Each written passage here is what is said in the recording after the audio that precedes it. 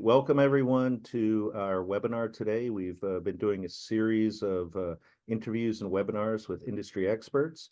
And if ever we needed industry experts, it's certainly this time of our lives with some crazy enrollment challenges ongoing and coming up ahead of us. Really excited today to have our two panelists, Dr. Amber Evans, Associate Vice Chancellor of Marketing and Enrollment at the University of Wisconsin-Oshkosh, and Vern Granger, Director of Admissions over at the University of Connecticut, and still President of NACAC, are you, Vern? No, past. Okay. I'm a has-been. President Emeritus. Yeah. So we're really excited to have these experts with us today. And so what we're looking at discussing are ways to continue building our fall class. So Emily's going to show us a slide coming up now, which will outline a little bit of the enrollment challenges that are going on. Certainly, these are some of the issues we're facing. Big questioning today. We've heard this in all of the press. Why would I spend money to go to school? So, the original college choice model, going back to Don Hostler, who we were just talking about fondly, the four of us a few minutes ago, really placed a lot of emphasis upon the consideration of return on investment. And certainly it didn't cost as much then as it does now to go to school. But still, the U.S. Census indicates that those of us who have earned a baccalaureate degree or better will enjoy the benefits that come along with that.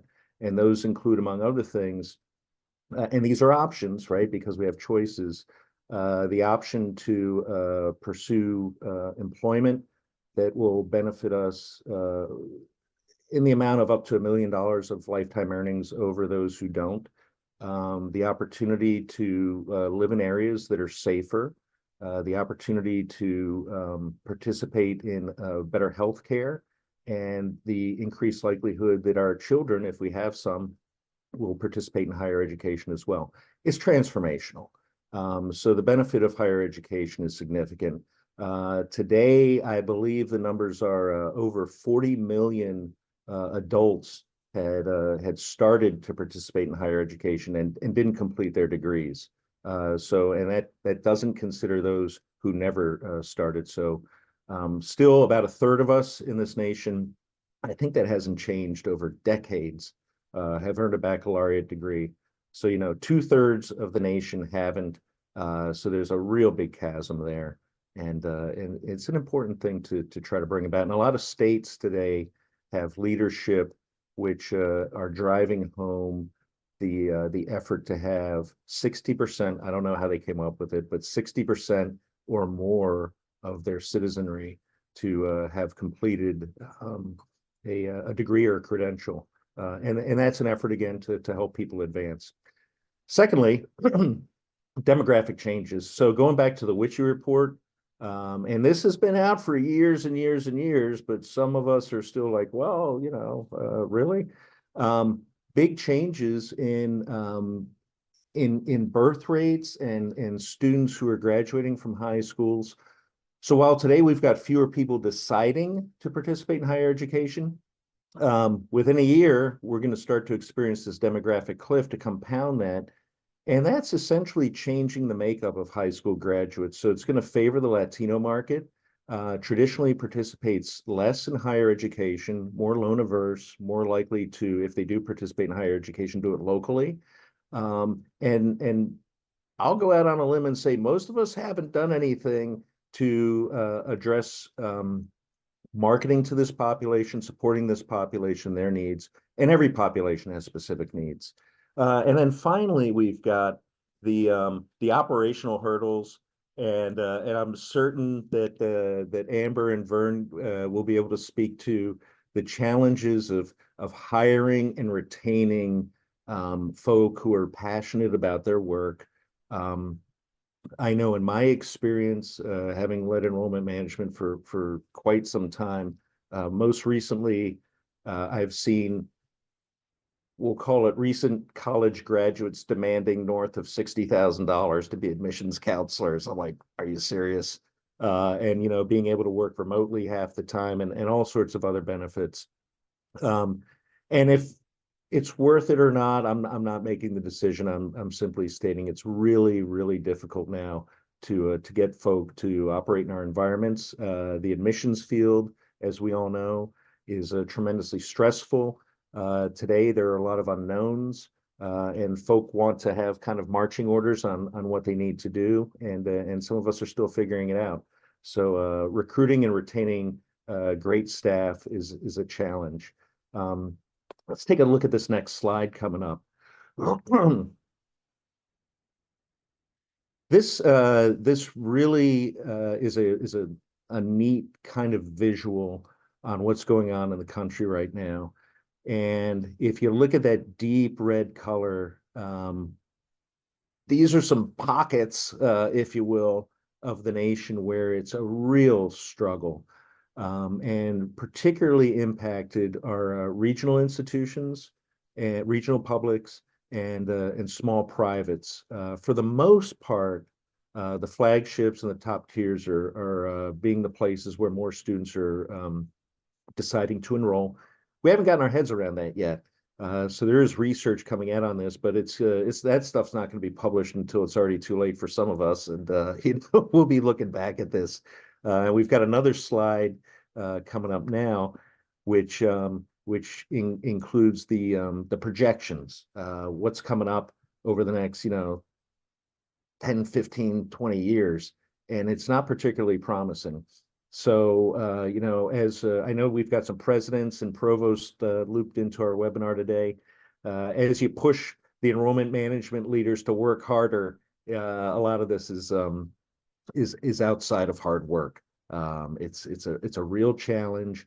Part of what we need to do is align specific academic programs with what our regions really need, and that'll help attract some students.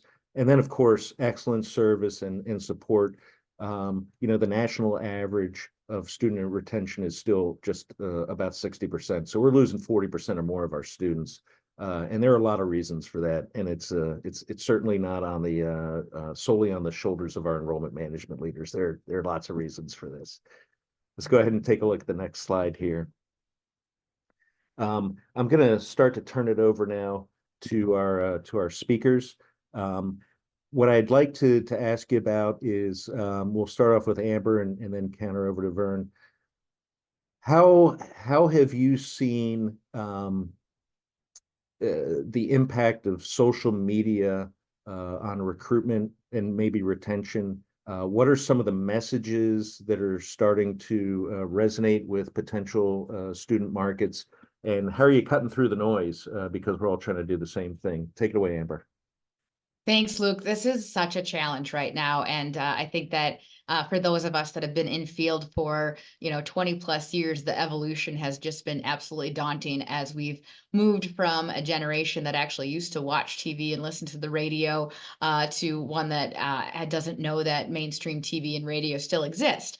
And so we need to speak to them in their language using modes that they actually use to communicate. So a presence on social media, digital marketing is absolutely necessary. So definitely need to ensure that, at this stage of the game, trying to figure out ways to build up the class if we didn't invest appropriately in marketing on the front end is a massive challenge. So I think that being proactive, thinking about future years so that we don't always find ourselves late in the game really, really struggling, is we need to adequately invest in marketing on the front end, making sure that you develop that pipeline really early on. But then also making sure that what you are messaging, right? Obviously, in your branding, you need to really clearly articulate your value proposition and do your best to stand out in the crowd, right? And so investing in the branding so that we don't have a watered down message. But then when it comes to social media, I think, always wanting to have something beautifully polished.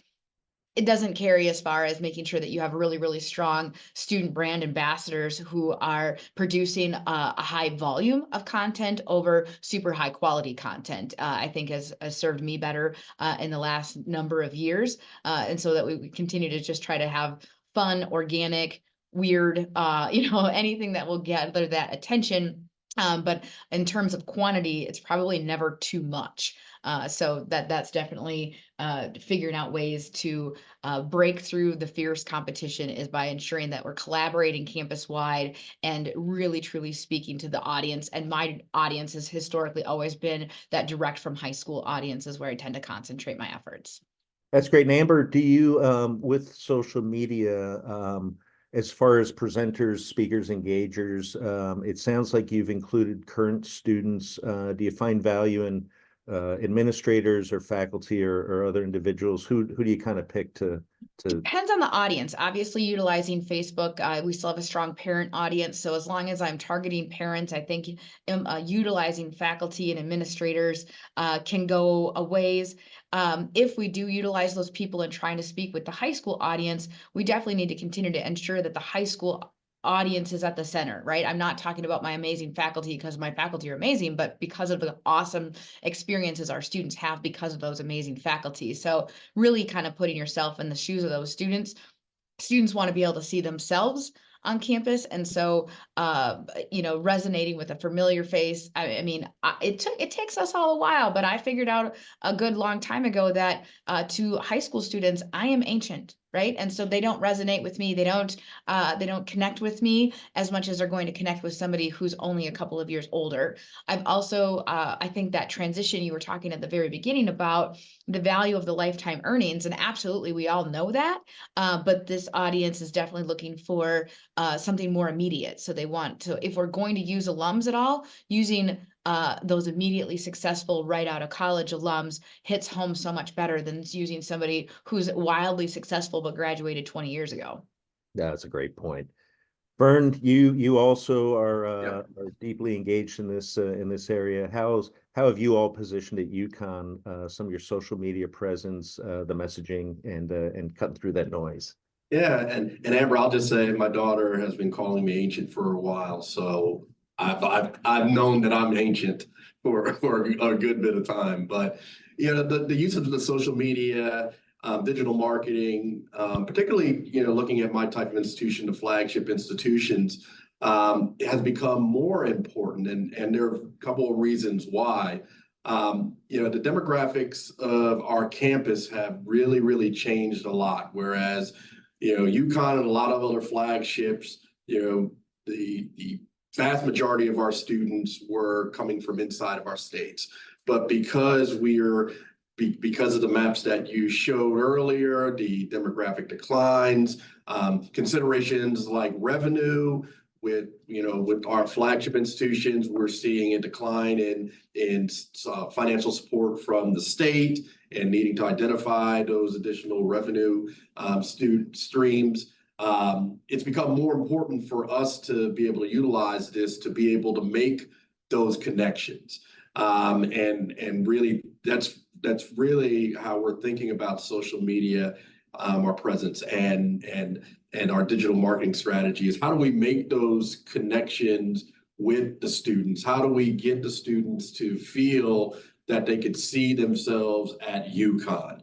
How do we distinguish ourselves from a very crowded marketplace of institutions that are also offering wonderful things? And so, really thinking about how we're utilizing these things to make these connections. And it becomes, again, as I was talking about earlier, because of our reach and the students that we're attracting, we're getting more and more students from outside of Connecticut, both domestic non-residents, but international students, where that is an even more important population, that the use of those mediums are extremely important. So, when we first started in this area, our engagement our communications were mainly those transactional, and that, like a lot of other schools, our deadline is coming up. Get your FAFSA in, all of those different things. But to Amber's point, what we're trying to do is increase the number of engagements, the number of touch points that we are making with our students, so that UConn is constantly on their mind, that they are thinking about UConn in so many different ways. And we bring on students one example of a group that we have are our student ambassadors, our tour guides, and they will produce that organic social media videos on TikTok, on Instagram, those types of things. And, we want it to be authentic. We want it to be genuine. We want it to seem real so that our viewers, again, can actually see themselves being at our university. So our use in this, our foray in this area has really changed and expanded, a ton just over the past 5-10 years. And probably that if you're talking to other universities, they're probably saying the same thing because of how valuable it is to help make those connections with the students we're trying to enroll at our institutions. That's great. And what I've heard from both of you is the real language of peer-to-peer is what's resonating. And we know that especially the traditional high school graduates today, it's somewhat of a different outlook for a lot of them. And it's about how can I serve others? How can I help others? And a lot of this is born out of the pandemic, of course. But they're responding to genuineness, less than the commercialness. Let's take a look at that next slide here. So in looking at that authenticity that we've just started talking about, both of your institutions and the places where you've previously worked, and both of you have held leadership positions for quite some time, have, we'll call them brand promises, pillars, here's what we represent. Can you speak a little bit, Amber, to what the University of Wisconsin-Oshkosh stands behind, and how you kind of resonate that message going out to prospective students? Great question. I'm relatively new to UW-Oshkosh. I started here in August, and I think that was the resounding message I heard loud and clear on a very regular basis upon arrival, was that we had historically not had a kind of sophisticated or honed branding, right? And that there was, as a regional comprehensive, I think we had a history of attempting to be all things to all people and lack some focus. The University of Wisconsin-Oshkosh is an absolutely amazing place, and I think that sense of place is one of our strategic differentiators. We're in an absolutely beautiful environment. We're located right on the Fox River, tons of access to amazing water, outdoor recreational, but also in a absolutely thriving kind of little micropolitan area of the Fox cities where there is a ton of business and industry. So it is an amazing place for students to come to. We've historically had a if you build it, they will come mentality. And so right now we are just kind of diving into some really strategic branding efforts as we are kind of realigning some of our academic areas aligned with the Wisconsin career clusters, and then also diving into that, understanding our ethos and how we're going to actually communicate that out to the world, but also how we kind of embrace it as a campus community and develop some swagger, right? I think there's a ton of pride in the campus, but we haven't had that like swagger that we need. So we're investing in all of that right now as we speak, and I'm very excited as that rolls out in the coming months, the impact it will have on our overall recruitment efforts, but I think also on our donor efforts and engagement with our alumni, the community, and I'm positive it will help us break through the fierce competition of recruitment. Yeah, that's great. Vern, I know you're a bit of a basketball powerhouse over there at UConn, but that's not the only thing being sold. How else are you all able to position some of that authenticity to the most of us who aren't, able to slam dunk it? Yeah. Well, not to brag, but we are the basketball capital of the world. So I'll just throw that out there. But in all seriousness, how we think about the University of Connecticut, and when I first started here about 5 years ago, that was one of the conversations that we started was, how do we want to identify UConn in the marketplace?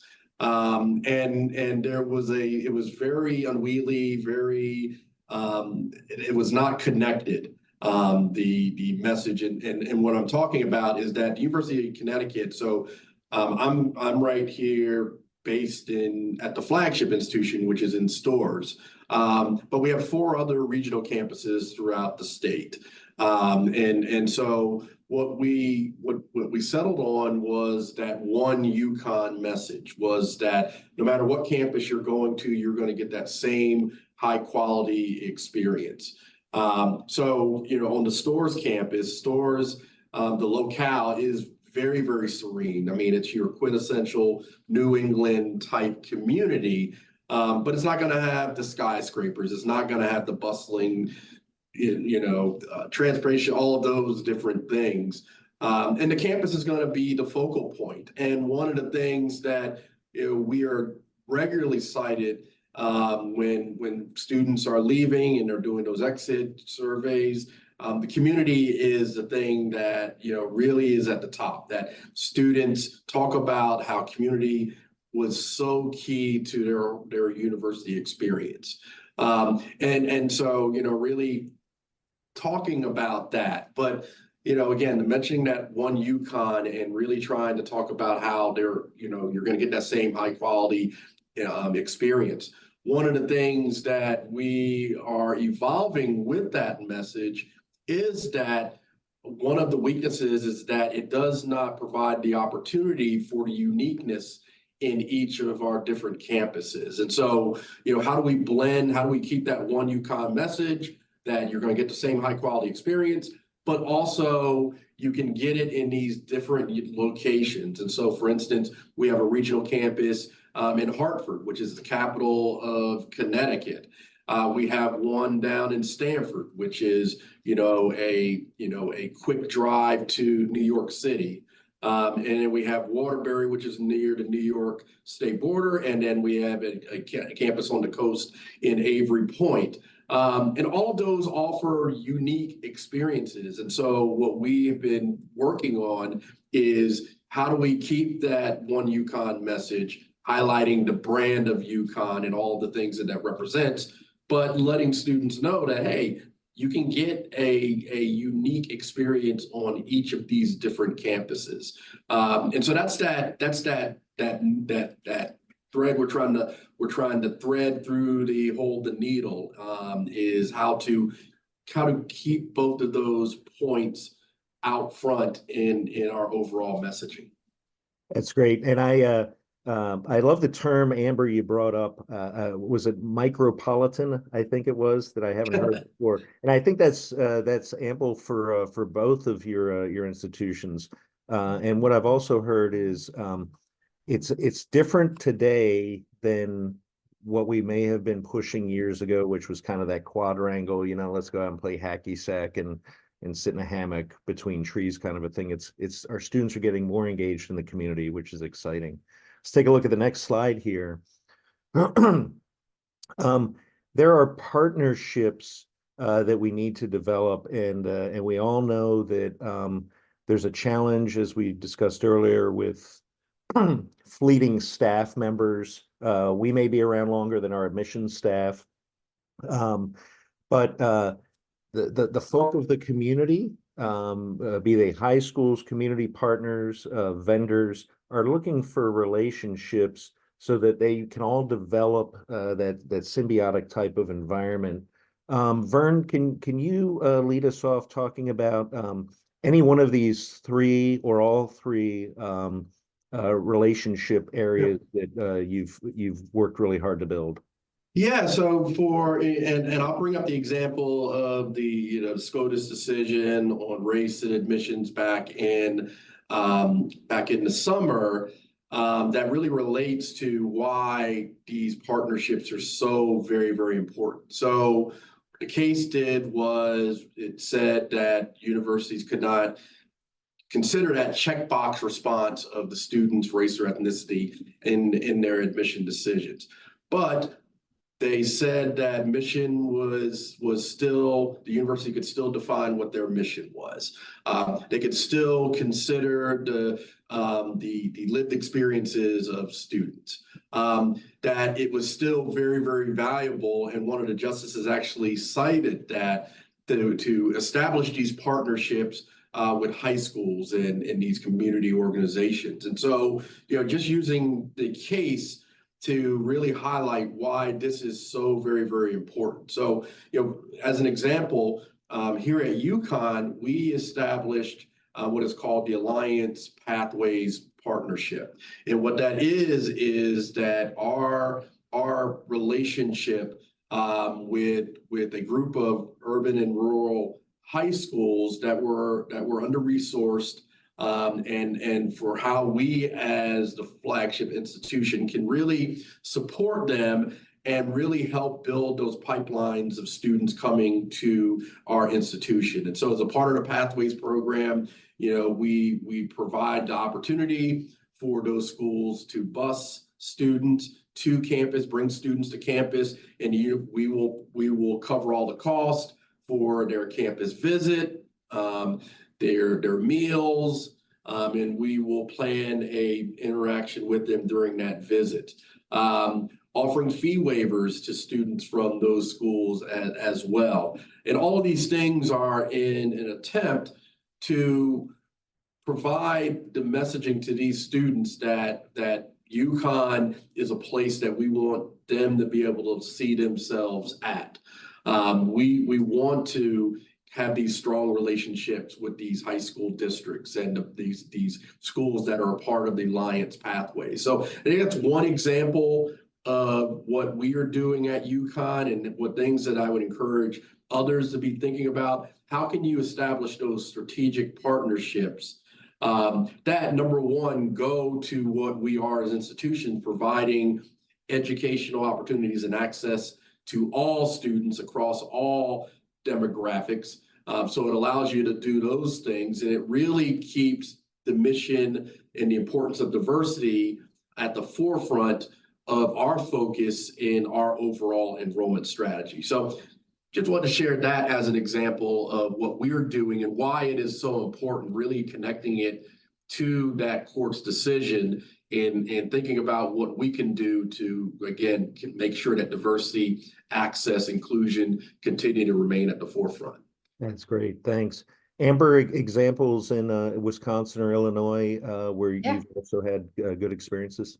Absolutely. Here at the University of Wisconsin-Oshkosh, we're actually the largest, longest, most established dual enrollment provider in the state of Wisconsin. So we've had these long-term great relationships with most of the high schools throughout Wisconsin to provide college credit to their students while remaining in the high school buildings. And I think that I think it has a lot to do with organization on campus as well. Historically, our dual enrollment program, as well as our pre-college programs, have been housed in silo to enrollment management. And I think that we've been told time and time again by outside consultants and auditors and stuff that it's like, you have this automatic pipeline already built. Now you need to actually figure out how to open the floodgates, right? And so we've recently moved our pre-college outreach into enrollment management, and I've moved that into the admissions office. And we've also recently started to build a much better partnership with our academic affairs folks in order to do a better job of yielding a larger population of our dual enrollment students. And then I'm that kind of associate vice chancellor on our campus that is much more externally facing. So I do spend a lot of time building relationships with the chamber, the convention visitor bureau, and trying to figure out how can we as a team continue to really promote Oshkosh as this beautiful place that it is with a thriving economy, to not only attract business and industry and conferences and all that stuff, but also to continue to attract students who then will likely stay in the area upon graduation. So I love our dual enrollment partnership with the high schools. It's a huge pipeline, or should be a huge pipeline for us. So I know it will become a better pipeline in future years. That's fantastic. And I'll just amplify a little bit of what the two of you said in a slightly different vein with vendor partnerships. during the pandemic, when we couldn't have open houses and all those sorts of in-person things, I worked with a vendor partner to essentially develop new product. And I remember saying to the person who ran this organization, I'm like, this is what I need. Can you do it? And they went out and created some different solutions for us.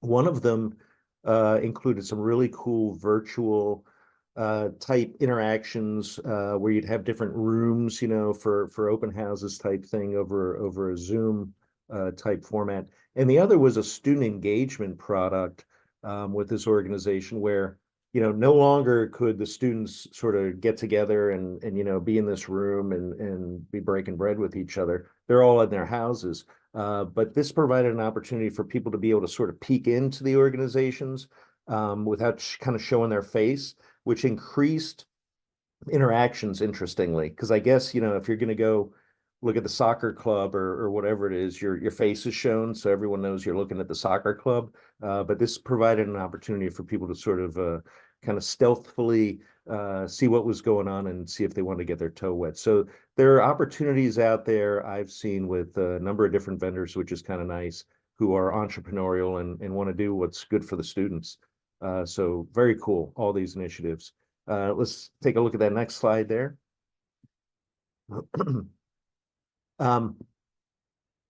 There's a lot of anecdotes that float around our institutions, and what I am very fond of saying is everyone knows how to run a restaurant, right? So you go in and you see the place is empty, and we all say, well, if they'd only do this and this and this, and we get the same, probably more than anyone else in our enrollment management chairs. If only you if only you go visit high schools. So data driven. Vern, a couple of important metrics that you've been looking at lately that may have been different than pre-pandemic? Yeah, Luke, you're so right. I tell a story all the time at a former institution that I worked at. The football coach, he and I had a conversation, and he said that, he relates to my job more than any other job on the campus. And he said the reason is it's because we have all of these folks who think they know our job better than we do. So, the problem is that his salary was a lot bigger than mine. So, it was a lot more tolerable, I can imagine. But, I think one example, and we kind of talked about this earlier, are the visits the types of visits that students were doing to get the information. So once upon a time, we were, the college fairs, the private visits, those were the primary and the exclusive touch points that universities would have when we were, talking about our engagement with students and measuring, our success and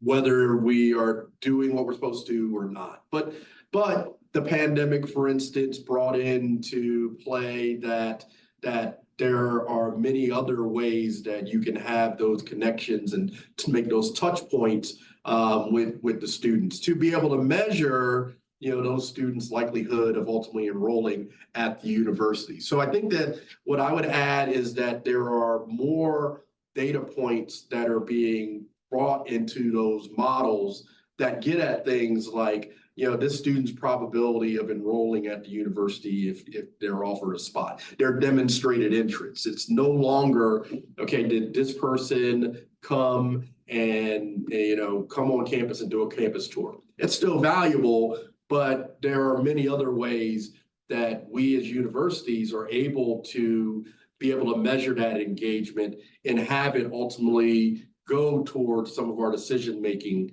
that we have to make. So I think that's just one example that I would give that has evolved over the past 5-10 years. That's very valuable. Thanks, Vern. Amber, there's a lot of data out there, and at many institutions, the access to that data is pretty widespread. Can you speak a little bit about the the benefits and maybe the challenges of widespread access to data and who interprets it and how you kind of guide people in looking at what they need to look at?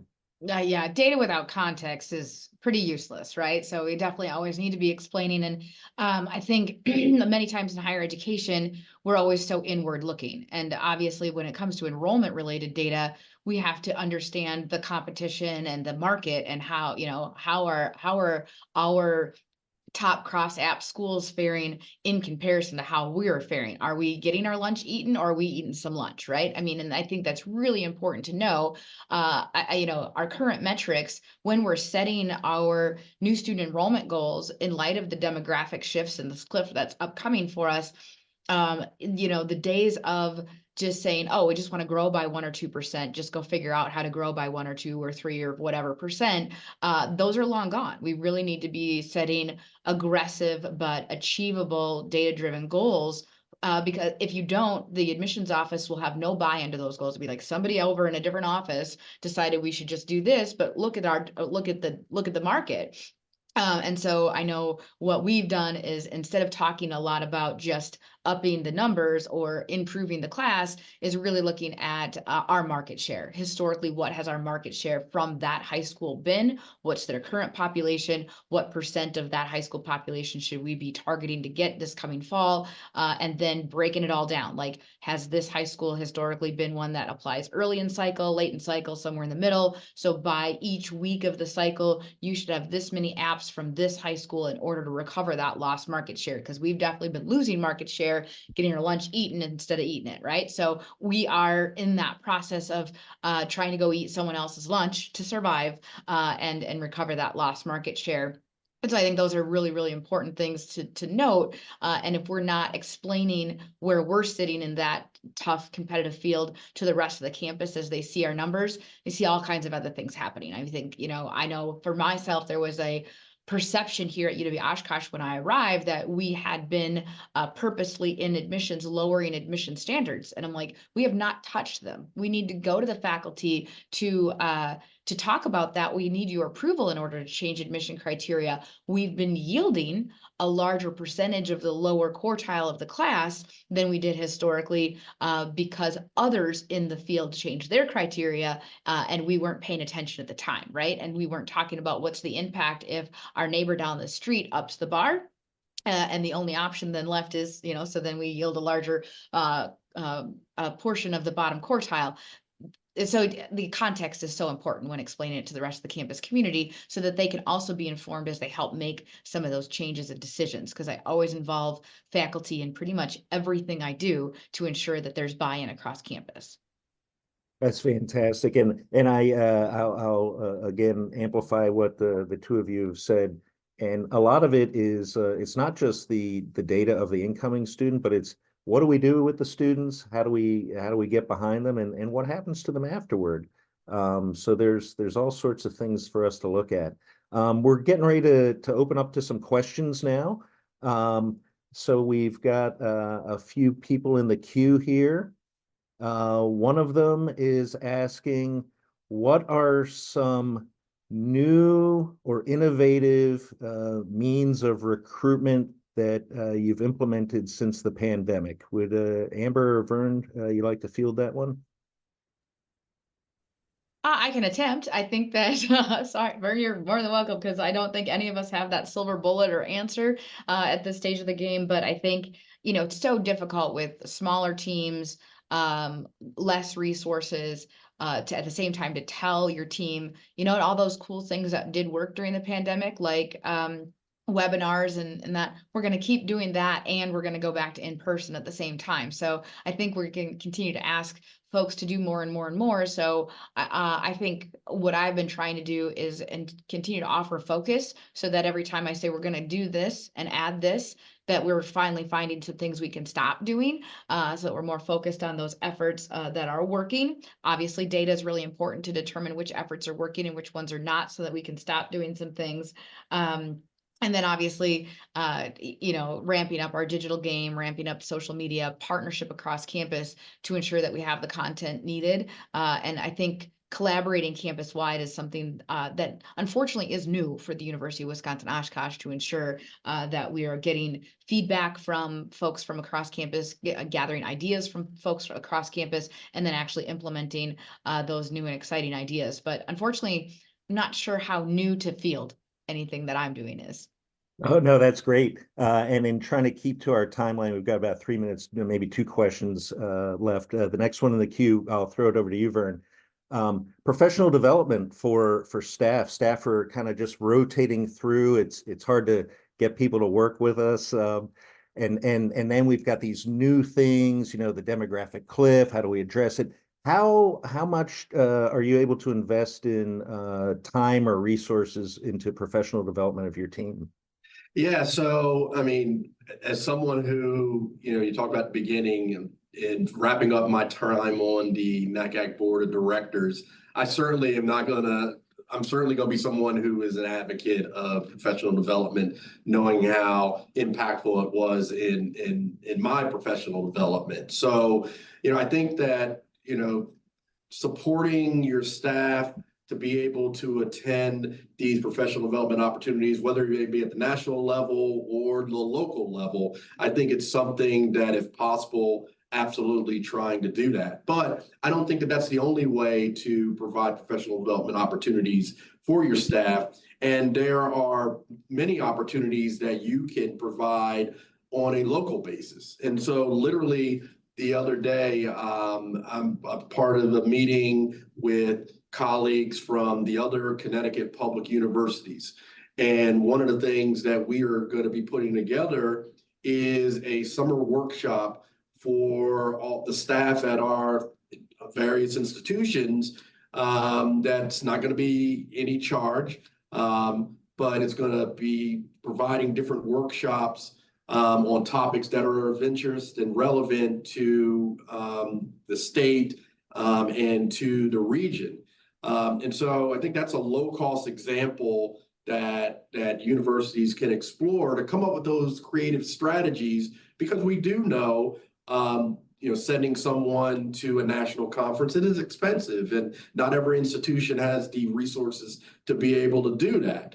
But there are plenty of low-cost professional development opportunities that we should be exploring to be able to provide those opportunities for our staffs to grow. Excellent. And last question we've got from my good buddy Jim Baus out at University of Oregon, former president of ACRO. And so both of you, Amber and Vern, are in systems, if you will. And in talking about lunches being eaten, are there ways for us to kind of carve out means by which we can try to work together instead of taking the food off each other's plates? Yeah, here in the University of Wisconsin system, I think all systems are struggling with how do we keep more of our students in state? How can we be strategic? And I think that there are aspects of it right now. I think the biggest need for systems, if they can really help the whole country by focusing efforts immediately on FAFSA completion, I think would make a big difference for all of us.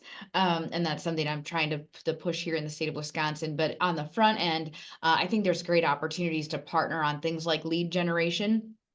So early on, getting as many of those names in the pipeline earlier as a system, and then we can hone how we do our junior and senior search independently, because obviously we're going to continue to compete with each other, are just some of the things that are on my radar screen right now. Thanks. And you want to add to that, Vern? Yeah, I mean, I'm a firm believer in the sort of rising tide lifts all boats. And so I firmly believe that these type of collaborations are not only valuable for providing the most effective information about higher education opportunities out there, but we are all strengthened by partnering with one another. So we make cross apps with Rutgers, we make cross apps with Penn State and some other institutions. But when we bring our resources together and think about how ways we can collaborate, ultimately we all are going to be benefited. We are going to benefit by those relationships, partnerships, collaborations with those institutions. And so I think it's twofold, something that benefits all of us ultimately, and our students, most importantly, because they're getting that information at one place rather than having to go through 5, 6, 7, 8, however many different channels to get that information. Fantastic. I'd like to thank Dr. Amber Evans, thank Vern Granger, both of you for participating. You're super busy, but to thank you also for your national leadership in this sector to advance access and student success. I think we've all gained a lot from your insights. And to the viewers, their email addresses are on the screen there. I encourage you to reach out to them. And I know they're at conferences and very giving with their time. So thank you all for watching the myFootpath webinar today. Again, thank you, Amber and Vern, for your time. Really appreciate it.